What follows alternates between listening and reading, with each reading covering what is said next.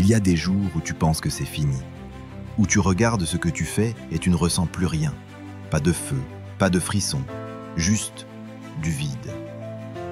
Ce genre de jour, tu n'en parles pas. Tu souris, mais en dedans, t'as tout lâché. Moi, ce jour-là, j'ai failli tout arrêter. Et tu sais quoi? C'est ce jour-là que tout a commencé. Parce que parfois, c'est quand tu touches le fond que tu poses enfin les pieds. Avant d'aller plus loin, pense à t'abonner. Ici, on parle vrai, on parle cœur, on parle force intérieure. Et crois-moi, tu auras envie d'être là pour les prochains déclics. Je m'étais engagé à fond. Des années de discipline, d'efforts, de sueur. Et un matin, plus rien. Plus de plaisir, plus de sens. Tu regardes ton entraînement, ton projet, ta passion. Et tu ressens juste de l'usure. Le moteur s'est arrêté. Silence. J'ai tenté de forcer. Mais quand ton âme dit stop, ton corps te trahit. J'étais vidé. Pas parce que j'avais trop donné, mais parce que je ne savais plus pourquoi je donnais. Le vide, ce n'est pas le manque de force, c'est le manque de direction. On nous dit souvent « fais ce que tu aimes, suis ton plaisir ». Mais parfois ce plaisir devient une illusion. Tu continues, par habitude, tu avances, mais tu flottes. Moi je courais. Mais pourquoi? Pour cocher une case? Pour dire j'y suis allé? Le vrai plaisir, c'est pas l'absence d'effort, c'est le feu qui vient quand tu es en phase avec ce que tu fais. Il ne suffit pas de faire ce qu'on aime, il faut aimer la personne qu'on devient quand on le fait. Et ça change tout. Beaucoup de gens disent « j'ai plus la motive ». Mais la motivation, ce n'est jamais le vrai problème. La motivation, c'est un symptôme. Le vrai problème, c'est que tu as perdu ton pourquoi. Ton rêve s'est dilué. Ton feu s'est éteint parce qu'il n'était plus alimenté. Ce n'est pas que tu n'as plus envie, c'est que tu ne te rappelles plus pourquoi tu avais envie. La motivation, c'est comme le vent. Elle peut souffler très fort et disparaître en un instant. Si tu comptes sur elle, tu ne tiendras pas. Mais si tu construis une direction, une mission, un cap solide, alors tu tiens bon, peu importe la météo intérieure. Tu vois, la motivation, c'est bien pour commencer. Mais c'est le sens qui te fait continuer. C'est ton pourquoi qui te porte quand tout en toi te dit d'abandonner. Et ce pourquoi, tu dois l'écrire, le vivre, le défendre tous les jours. Tu veux changer ta vie? Avancer pour de vrai? Arrête de courir après la motivation. Engage-toi. L'engagement, ce n'est pas dire je vais essayer, c'est dire je le fais.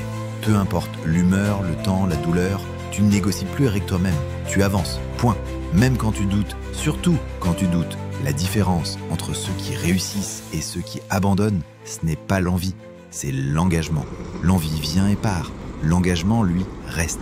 Il te tire du lit quand t'as la flemme, il te pousse à recommencer après l'échec, il te donne une direction claire quand tout semble confus. Et surtout, il t'élève, parce qu'il te rappelle que tu es plus fort que ton humeur, plus grand que tes excuses. Engage-toi, pas pour être parfait, engage-toi pour être vrai. Le vrai retour, il ne commence pas par des kilomètres, il commence par une décision, une seule, celle de te reconnecter. Reconnecter à ton corps, à ta respiration, à ton moi d'avant, celui qui rêvait sans se poser 1000 questions. Et là, petit à petit, le plaisir revient. Tu sens ton énergie remonter, tu sens la fierté de tenir une promesse faite à toi-même. Tu redeviens vivant. Ce n'est pas l'effort qui te tue, c'est l'absence de sens. Quand tu remets du sens, chaque pas devient un acte de puissance.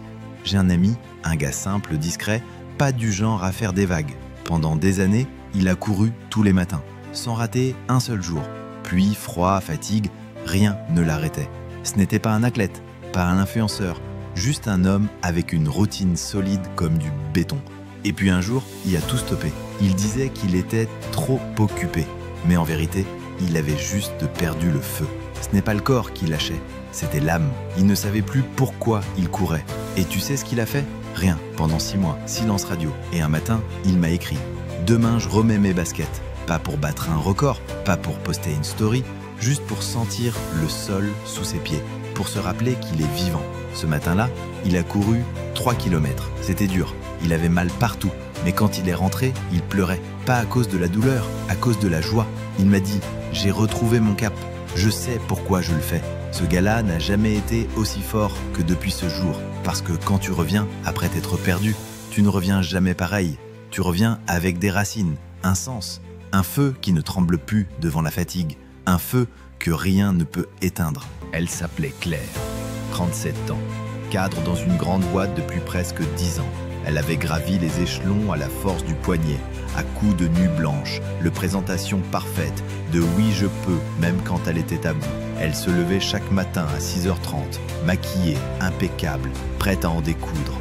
Sauf qu'à l'intérieur, elle s'éteignait, lentement, silencieusement. Un jour, en pleine réunion, elle s'est levée, a regardé autour d'elle et a quitté la pièce. Pas en colère, pas en larmes, juste vidée. Elle m'a raconté plus tard que ce jour-là, elle avait l'impression d'être un fantôme dans sa propre vie. Elle ne savait plus pourquoi elle faisait tout ça. Pour l'argent, elle en avait. Pour la reconnaissance, elle ne se sentait plus vue. Pour son avenir, elle n'avait plus de vision. Elle a tout arrêté. Elle s'est mise en arrêt. Et elle est partie seule. 3 semaines, sans ordi, sans téléphone, juste un carnet, des livres et son silence. Au début, elle ne savait même plus quoi écrire. Elle avait l'impression que son cerveau était figé. Puis un matin, sur un marché d'un petit village, elle a croisé une femme âgée qui vendait des poteries. Claire lui a demandé comment elle avait appris ce métier. Et la vieille dame lui a simplement répondu « J'ai arrêté de me demander ce que je devais faire et j'ai commencé à écouter ce qui me faisait du bien. » Cette phrase a été le déclic. En rentrant, Claire n'a pas repris son poste. Elle a quitté l'entreprise. Elle s'est formée, doucement, à la sophrologie puis au yoga. Elle a créé un espace de bien-être dans sa région, un lieu pour aider d'autres à se retrouver. Elle gagne moins, elle travaille différemment. Mais aujourd'hui, elle se lève avec le cœur plein, parce qu'elle a compris que ce n'est pas la réussite qui donne du sens, c'est le sens qui donne la vraie réussite. Aujourd'hui, je ne cours plus pour la performance. Je cours parce que ça me connecte à mon essence. Je sais maintenant, c'est pas la motivation qui me construit. C'est l'engagement, la discipline, la vision. Alors je te pose une question.